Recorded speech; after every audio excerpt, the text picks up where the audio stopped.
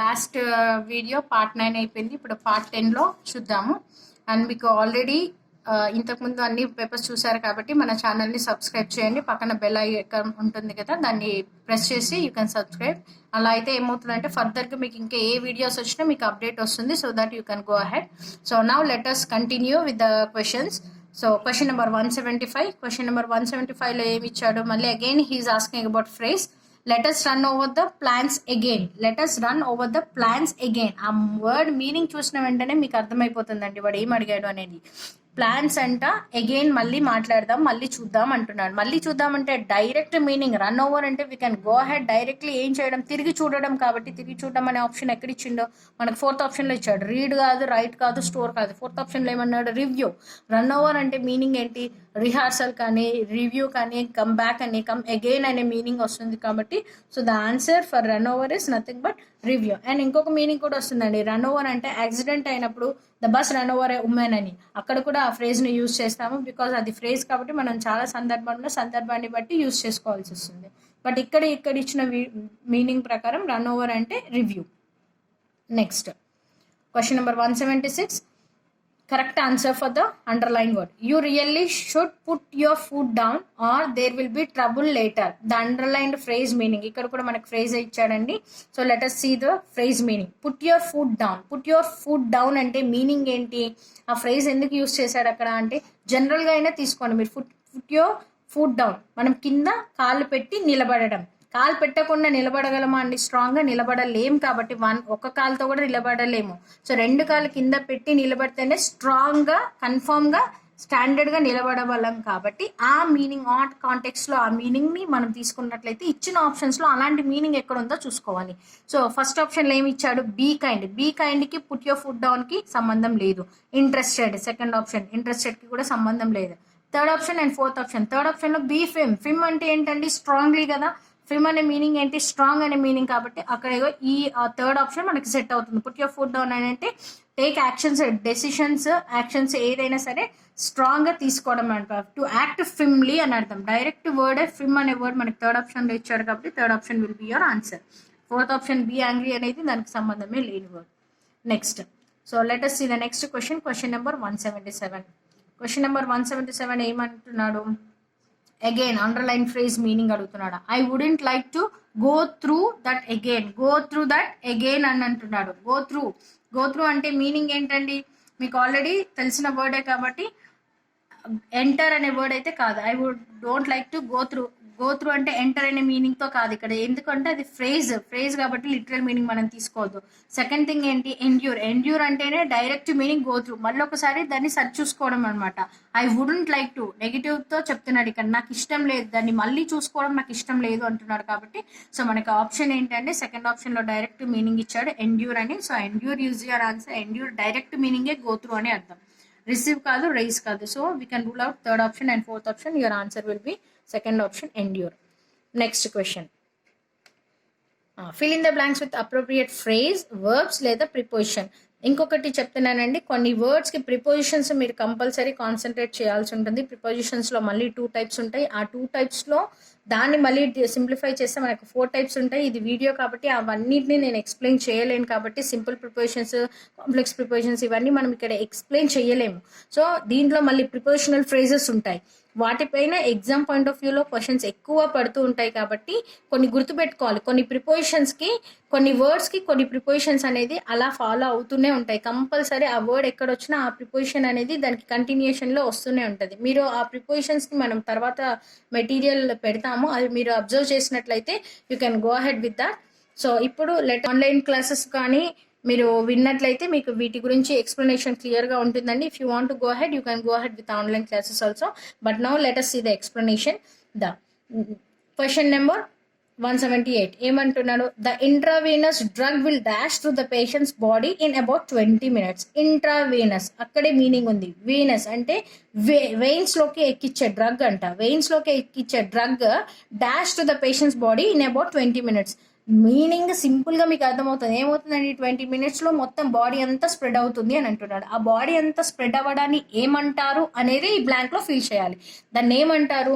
So let's C, ఆ word meaning ఆప్షన్స్లో ఉంటుంది, అది దాన్ని ఫిల్ చేస్తే అయిపోతుంది. సో ఫస్ట్ వన్ ఏంటి, డెఫ్యూజ్. డెఫ్యూజ్ అంటే ఏంటండి మీనింగ్? ఫ్యూజ్, డి అంటేనే రిమూవ్ అని అర్థం. డి అంటే రిమూవ్. డిఫ్యూజ్ ఫస్ట్ మీనింగ్ ఏంటి? డిఫ్యూజ్, ఫ్యూజ్ని రిమూవ్ చేయడం అంట. సో అది కాదు ఆన్సర్.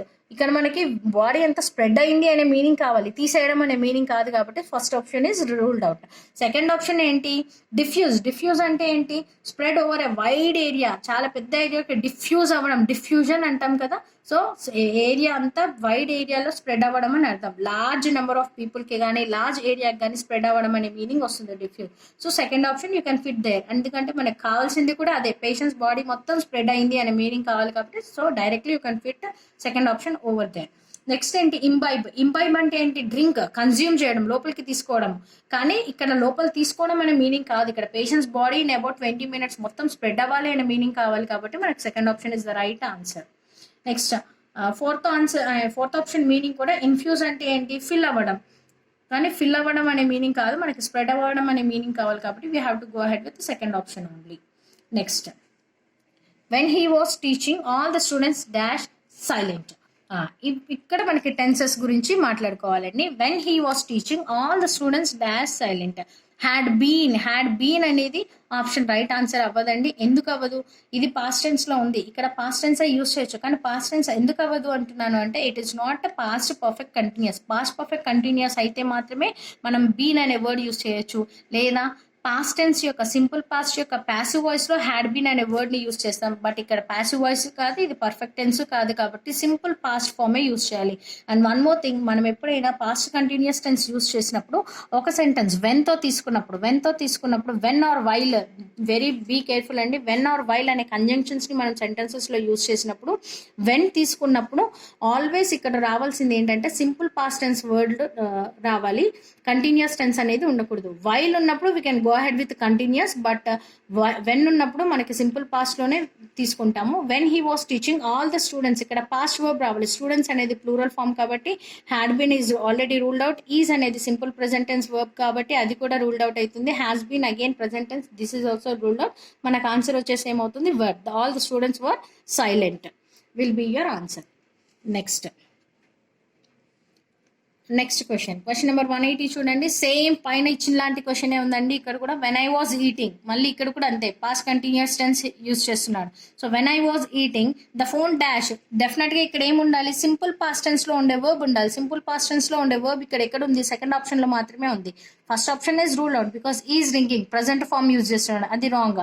థర్డ్ ఆప్షన్ ఏంటి? ఓన్లీ జిరెంట్ ఫామ్, రింగింగ్ అనే వర్డ్ యూజ్ చేస్తున్నాడు, అది కూడా రాంగ్. ఒకవేళ ఇక్కడ వైల్ ఉందనుకోండి, while I was eating the phone ringing అనేది వాజ్ రింగింగ్ లేదా ద ఫోన్ రింగింగ్ అనేది we can go ahead, but అక్కడ అలా ఇవ్వలేదు, డైరెక్ట్ రింగింగ్ అనే వర్డ్ ఇచ్చాడు. బట్ ఇక్కడ ఇచ్చిన వర్డ్ వెన్, వైల్ కాదు, కాబట్టి we can rule out third option also. Fourth option is simple present tense, ring అన్నారు కాబట్టి fourth is also ruled out. So మన ఆన్సర్ వచ్చేసి ఏంటి? Second option wrong. Next question number 181. ఇక్కడ మనకి ఏంటి? ప్రిపోజిషన్స్ ఇచ్చాడు. We have to fill with preposition. They got dash their car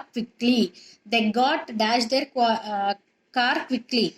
in their car కాదండి, ఇన్ అనే వర్డ్ని మనం దానికోసం అని యూజ్ చేయము. ఎప్పుడైనా లోపలికి వెళ్ళడము అని అన్నప్పుడు, ఇన్సైడ్ ఇట్ అన్నప్పుడు డెఫినెట్గా మనం తీసుకోవాల్సిన వర్డ్ ఏంటంటే ఇంటూ, కాంప్లెక్స్ ప్రిపోజిషన్ తీసుకోవాలి. That is in and to. Into, they got into their car quickly. On the car అనలేము, ఇన్ ద కార్ అనలేము, ఓవర్ ద కార్, కార్ పైన కూడా కూర్చోలేరు కాబట్టి fourth option is wrong, second option is wrong, and first option is wrong. Your right answer is third option, into.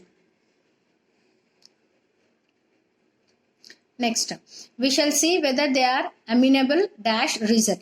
ఎప్పుడైనా సరే అండి అమినబుల్ వచ్చినప్పుడు డెఫినెట్గా దాని వెనక వచ్చే ప్రిపోజిషన్ ఏముంటుంది అంటే ఆల్వేస్ 100% టూ ఉంటుంది, TO2 ఉంటుంది, గుర్తుపెట్టుకోండి. ప్రిఫర్ అనే వర్డ్ వచ్చినప్పుడు కానీ, అమినబుల్ అనే వర్డ్ వచ్చినప్పుడు కానీ, ఇలాంటి కొన్ని వర్డ్స్ ఉంటాయి. ఆ వర్డ్స్ తర్వాత కొన్ని ప్రిపోజిషన్స్ డైరెక్ట్గా అలాగే ఫాలో అవుతూ ఉంటాయి.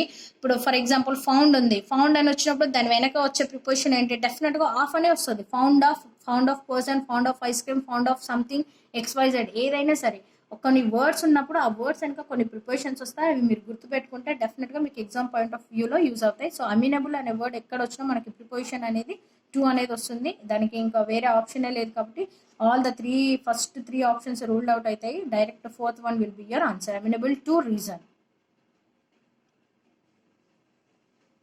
దానికి ఎక్స్ప్లెనేషన్ ఎందుకు 2A వస్తుంది madam, why not the first 3 options అంటే ఎక్స్ప్లెనేషన్ ఇవ్వగలనండి, కానీ ఇది వీడియో కాబట్టి ఇక్కడ ఇవ్వలేము. మన ఆన్లైన్ క్లాసెస్లో కానీ డైరెక్ట్గా మన ఇన్స్టిట్యూట్కి వచ్చినప్పుడు కానీ we can go ahead with that explanation. Next, there was an accident in the morning, a bus collided dash a car. Collide అని అంటే ఏంటి, కలవడం, అటాక్ అవ్వడం అంటే అటాచ్ అవ్వడం. కాబట్టి డెఫినెట్గా కొల్లైడ్ అనే దానికి నెక్స్ట్ వచ్చే వర్డ్ ఏమొస్తుంది, విత్. కొల్లైడెడ్ విత్ వస్తుంది. కొల్లైడ్ తర్వాత విత్ కాకుండా వేరే ఆప్షన్ రాదు. ఇంటూ అంటే లోపలికి అని అర్థం, ఆన్ అంటే పైన, ఎట్ అంటే దాని వద్ద. సో ఈ 3 రూల్ అవుట్ అవుతాయి. దానితో కొల్లైడ్ అయింది, అవి రెండు అటాచ్ అయ్యాయి కాబట్టి, బస్సు కార్ అటాచ్ అయ్యాయి కాబట్టి, అంటే అటాచ్ అయినాయి చాలా డేంజరస్ వేలో అటాచ్ అయ్యాయి, what ever it may be. But collide దానికి తో అనే మీనింగ్ రావాలి అంటే విత్ చూస్ చేసుకుంటాం కాబట్టి second option collide with is your answer, collide with a car. Next question number 184. ఇక్కడ కూడా సేమ్ అండి. Sales have really dash now. Sales have really dash now. ఇప్పుడు ఇక్కడ మనం తీసుకున్నట్లయితే టేకెన్ ఆఫ్ ఎప్పుడు తీసుకుంటామండి, అవే ఫ్రమ్. మనం ఫ్లైట్ తీసుకున్నప్పుడు ఇవి ఫ్రేజెస్ అంటాము. So let us see the phrases. Taken off అంటే డిపార్ట్ కానీ, రన్ అవే, ఫ్రీగా అంటే అవే ఫ్రమ్ అనే మీనింగ్ వస్తుంది. నెక్స్ట్, టేకెన్ అప్ అంటే ఏంటి, showing excessive compulsion, concern with something అంటే మనకి ఇష్టం. ఇప్పుడు he take up a challenge, I want to take up this challenge అంటాం కదా, అంటే మన ఇష్టంతో దాన్ని తీసుకోవడానికి దాన్ని యూజ్ చేసే ఫ్రేజ్ని టేకప్ అంటాం. టేక్ ఇన్ అంటే ఏంటి, ఇన్వైట్ చేయడం, లోపలికి తీసుకోవడం. టేకెన్ టు అంటే ఏంటి, కొత్త ఆలోచనలు కానీ కొత్త అలవాట్లు కానీ నేర్చుకుంటే taken to. Nowadays actually he is not a drunkard but nowadays he is taken to drinking, అంటే ఇంతకుముందు లేదు ఇప్పుడు అలవాటు చేసుకున్నాడని. మనం కొత్తగా దేనన్నా అలవాటు చేసుకున్నప్పుడు అప్పుడు మనం టేక్ టు అనే ప్రిపోజిషన్ యూజ్ చేస్తాం. సో ఇక్కడ అన్ని V3 ఫామ్లో ఇచ్చాడు, taken of, taken up, taken in, taken to అని చెప్పేసి. సో మనకి ఇచ్చిన ఏంటి, సేల్స్ హ్యావ్ రియల్లీ లోపలికి వచ్చినాయనా కాదు. సో థర్డ్ ఆప్షన్ అనేది రూల్డ్ అవుట్. టేకెన్ అప్ అనా అంటే ఇష్టంతో తీసుకున్నాం, కన్సర్న్ విత్ సంథింగ్ అయినా కాదు, సెకండ్ ఆప్షన్ కూడా రూల్ అవుట్ చేయొచ్చు. ఫోర్త్ వన్ ఏంటి, టేకెన్ టు, కొత్తగా అలవాటు చేసుకున్నామన్నా అది కూడా కాదు. కాబట్టి మనకు వచ్చిన ఒకే ఆప్షన్ ఏంటి, ఫస్ట్ ఆప్షన్. టేకెన్ ఆఫ్ అంటే చాలా వెళ్ళిపోయినాయి, డిపార్ట్ అయిపోయినాయి, హేస్లే, రన్ అవే అంటే పడిపోయినాయి, తగ్గిపోయినాయి, ఆ మీనింగ్లో వస్తుంది అనమాట. Right, so first option will be your right answer. Next, the summer dash very early in the south. Summer, ఇక్కడ కూడా మళ్ళీ సేమ్ అండి, సేమ్ వర్డ్ తోటి ప్రిపోజిషన్స్ డిఫరెంట్ ఇచ్చాడు. Prepositional phrases. Set in, set off, set up, set on. Set in అంటే ఏంటి, తొందరగా start అవ్వడం, begin, early begin. Set of అంటే ఏంటి, సెట్ ఆఫ్ అనే వర్డ్ ఎప్పుడైనా మనం దేనికి యూజ్ చేస్తామంటే ఓఎఫ్ ఆఫ్ అని, అంటే ఒక జర్నీని ప్రారంభించడానికి సెట్ ఆఫ్ అనే వర్డ్ని యూజ్ చేస్తాం. టు బిగిన్ అ జర్నీ, అది ఎక్కడికైనా సరే. He set off to London, he set off to village, he set off to pilgrimage. అలా ఎక్కడికైనా ప్రయాణం చేస్తున్నాము అంటే I set off to office or I set off to my village. అలా అంటే ఒక జర్నీని స్టార్ట్ చేయడానికి యూజ్ చేసే word set off. Set in అంటే ఏంటి, ఇది కూడా బిగిన్ చేయడమే, కానీ ఏంటి, ఏదైనా పనిని దేనైనా దాన్ని అర్లీగా బిగిన్ చేయడానికి సెట్ ఇన్ అనే వర్డ్ యూజ్ చేస్తాం. సెటప్ అంటే మీకు ఇల్లీగల్గా కూడా మీకు తెలిసిన మీనింగే, ఆర్గనైజ్ చేయడం అంటే ప్లాన్డ్గా అరేంజ్ చేసుకోవడం. ఆల్రెడీ ముందుగా ప్రీ ప్లాన్డ్గా ఏదైనా అరేంజ్ చేసుకోవడాన్ని ఏమంటాం, సెటప్ అంటాం. నెక్స్ట్ ఏంటి, సెట్ ఆన్. సెట్ ఆన్ అంటే ఏంటి, అటాక్ చేయడం. సెట్ ఆన్ అనే వర్డ్ ఎక్కడ యూస్ చేస్తాము అంటే అటాక్ వైలెంట్లీ అనే మీనింగ్లో యూస్ చేస్తాం. కాబట్టి ఇచ్చిన 4 ఆప్షన్స్లో the summer dash very early in the south అంటే ఏమైంది, సమ్మర్ తొందరగా స్టార్ట్ అవుతుంది అనే మీనింగ్ వస్తుంది. కాబట్టి so first phrase, first option set in will be your answer. Right, next reading comprehensions అనేది మనము నెక్స్ట్ పార్ట్లో చూద్దామండి. ఇప్పటివరకు తీసిన వాటిలలో మనము ఇప్పటివరకు చెక్ చేసుకున్న వాటిలలో మనకి ఏమేమి కవర్ అయ్యాయి, సినానిమ్స్ కవర్ అయ్యాయి, fill in the blanks cover అయ్యాయి, అండ్ డైలాగ్స్ కవర్ అయ్యాయి. కాబట్టి let us see this reading comprehension. ఇంకా మీకు త్రీ రీడింగ్ కాంప్రహెన్షన్స్ ఇస్తారండి. 3 రీడింగ్ కాంప్రహెన్షన్స్ మీద ఒక్కొక్క ప్యాసేజ్కి 5 క్వశ్చన్స్ అడుగుతారు. టోటల్గా 15. So 15 marks for reading comprehension and 15 questions will be given. So మనము already first part 1 vocabulary and grammar complete చేసామండి. సో మనకు మిగిలింది ఏంటి, ఇంకొకటి సెకండ్ పార్ట్ వచ్చేసి రీడింగ్ కాంప్రహెన్షన్. ఈ రీడింగ్ కాంప్రహెన్షన్ 3 ప్యాసేజెస్ ఇస్తారు. ఆ ప్యాసేజెస్ పైన ఒక్కొక్క ప్యాసేజ్ పైన 5 questions. So 5 into 3 15 questions and 15 marks కి ఇస్తారండి. Let us see that part in the next video. And already మీకు ప్రతి వీడియోలో కమ్యూనికేట్ చేస్తూనే ఉన్నాము. మనం ఏంటంటే మనకి ఆన్లైన్ క్లాసెస్ ఉన్నాయి. స్కిల్ సెంటర్ కాంపిటేటివ్ ఎగ్జామ్స్ ఛానల్లో మీరు ఆన్లైన్ క్లాసెస్ కూడా వినొచ్చు. మీకు ఏమైనా డీటెయిల్స్ కావాలంటే you can contact the number 9849678420. మీకు కావాల్సిన all information if you call that number, if you contact that number, sir will give you all clarity.